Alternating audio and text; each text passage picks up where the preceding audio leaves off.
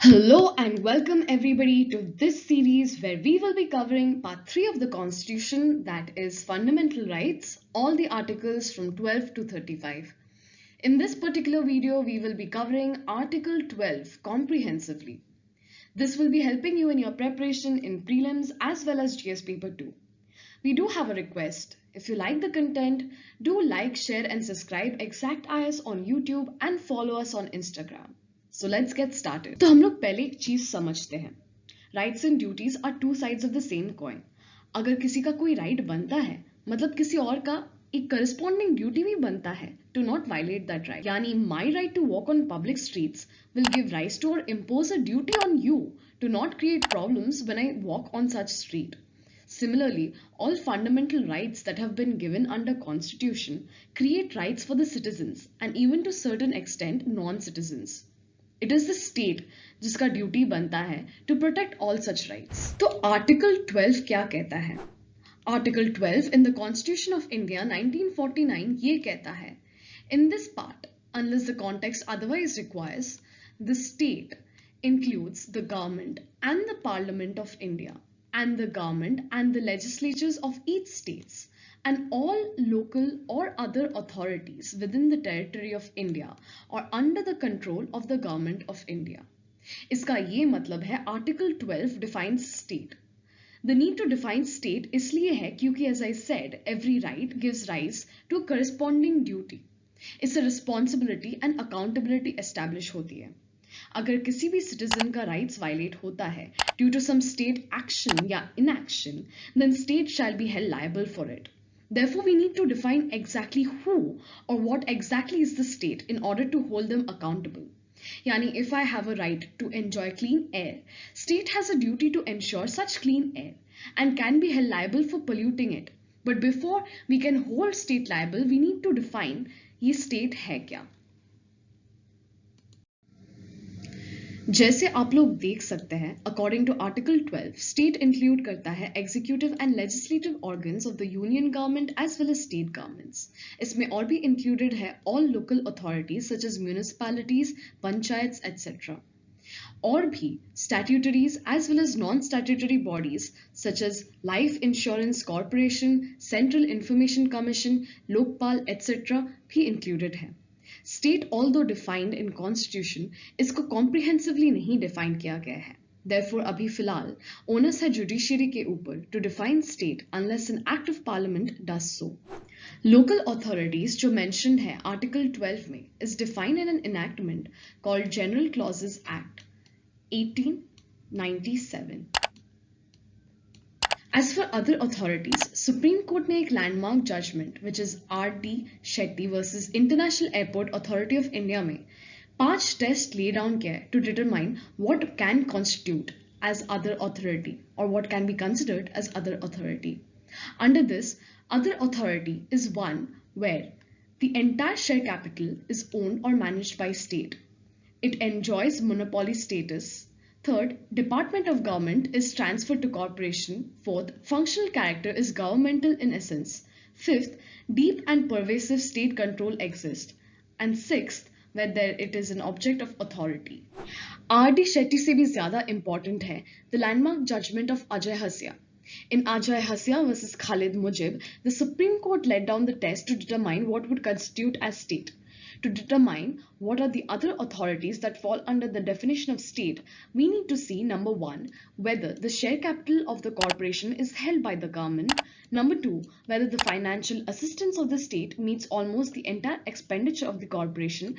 Number 3, whether the corporation enjoys a state conferred or state protected monopoly status. Number 4, whether there is a deep and pervasive state control. Number 5, whether the functions of the corporation are of public importance and closely related to the governmental functions. And number 6, whether a department of government has been transferred to a corporation. If the answer to all these questions are yes, then the authority falls under the definition of state. ये एक बहुत ही important case law है that will determine whether the future entities are state or not. Interestingly, in the Ajay Hasya case, Supreme Court ने खुद justify किया in extensively interpreting the term authority in Article 12. ये reason देके that एक modern government follow करता है the philosophy of a welfare state. it undertakes several socio-economic functions और उसके लिए not only functions through departments but may also establish various types of bodies such as companies, cooperative societies, corporations, etc. ऐसे conditions में to hold the government accountable, such expansion of the term other authority is required. Since judiciary को mention नहीं करता है Article 12, the contention did arise as to whether judiciary or superior judicial bodies such as Supreme Court or High Court fall under the definition of state or not. Finally, इसे settle किया गया है in the case of Rupa Ashok Hura versus Ashok Hura. In this case, it was held that judiciary does not fall under the ambit of state when acting judicially or in its judicial capacity, but it will fall under the definition of state when it performs any administrative or other similar functions. यानी court अगर किसी के against judgement देता है, no one can claim violation of fundamental rights.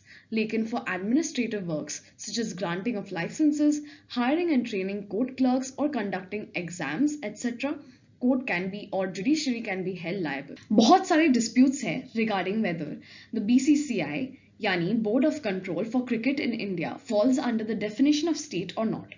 Finally, in the case of Zee Telefilms versus Union of India, इस case में decide किया गया है that BCCI cannot be considered a state under Article 12 as it is not created by a statute and is not dominated by the government financially, functionally or administratively.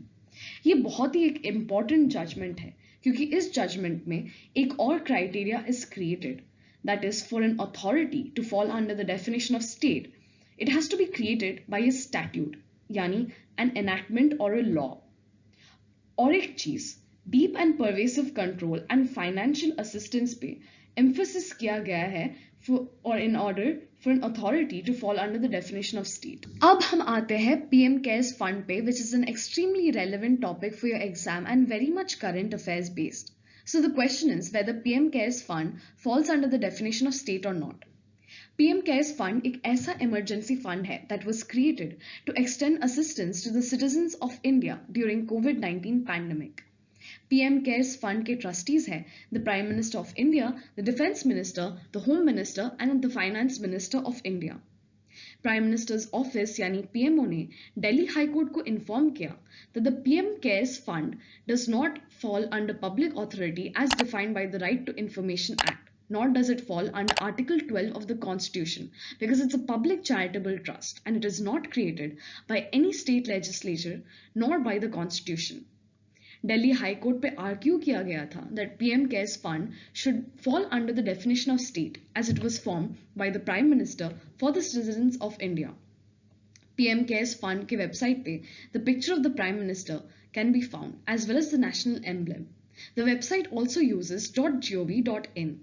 That the government of India deeply and pervasively controls the fund and provides assistance to the fund has to be considered.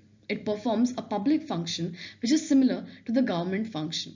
Therefore, there is a need for accountability and transparency in the working of such fund. So this brings us almost to the end of the video.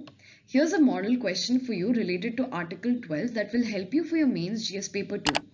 Do practice writing the answer and let us know in the comment section as to your opinion on whether PM CARES fund should fall under the definition of state or not. So if you did find this video informative and helpful for your preparation, do like, share and subscribe Exact IAS on YouTube and follow us on Instagram.